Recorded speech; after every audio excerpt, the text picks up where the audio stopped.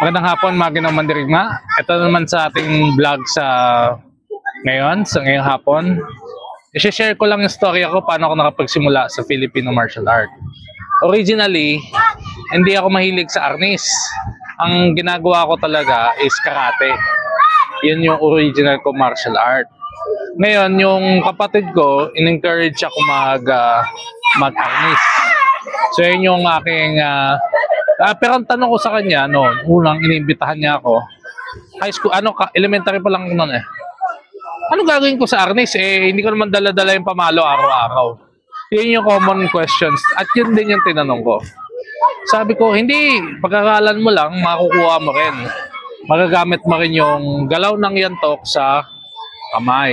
So ang gagawin mo ay yun yung sinabi niya sa akin. So nagpursige ako, sinama-sama niya ako. Tapos doon ko na-develop yung arnis. So yun po yung story ako. Tapos marami ako nakilalang mga matatanda.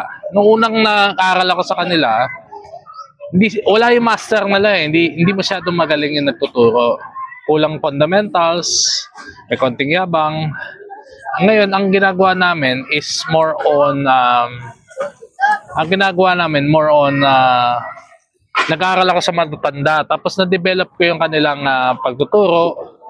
Sabi ko, mamamatay din to. So, yun yung parang inaral ko sa kanila ng husto bago sila mawala. So, nagpursige ako, araw-araw ako nag-training sa kanila until na-develop ko yung kanilang wisdom.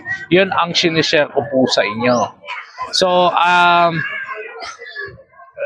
sinaga ko lang talaga kasi very rare kami nagtuturo nitong bata. And at that time, mga average age ng mga nagtuturo, mga 65 and up. Yung teacher ko, 80 noon at that time. So, yun yung si Vic Sanchez nagturo sa akin ng gusto. Tsaka si Srox Laraga. Mga isa pa si Tali Barceliano. Yun yung mga teacher na nagturo sa akin para gumaling ako ng todo-todo. Ang sabi sa akin, basta tuloy-tuloy ka lang, tapos ini-instruct ka na yan. Parang, in general term, parang mentor mo eh. Naghahanap ka ng mentor mo para gumaling ka. Ganon din yung mga nakikita mo sa mga Greek philosophers, sila Aristotle, Michelangelo, yan, sila Da Vinci. Nag-aaral sila, meron silang tinatawag na may mga mentor sila. Bago ka maging magaling sa isang bagay, kailangan meron kang pupursige na matutunan yan sa mga masters na. So, if you want to be a master, you have to learn from one. So, yun yung lagi kong inaaral. So, sa arnis, napakadali lang matuto. Ang kailangan lang, dedication para matuto. Napakadali lang.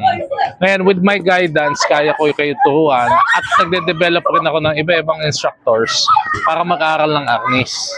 Para kasi, marami kasing mga masters na nauna sa akin, mag-abroad sila. Tapos iiwanan na nila yung mga Pilipino nilang naturuan dito na walang kalam-alam.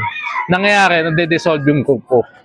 Ako, gusto kong madaming instructors na mag-under me na quality para pag humarap tayo sa international or local, magkakaroon tayo ng quality mentorship na matuturuan niya yung mga iba-ibang tao, whether local o foreigner.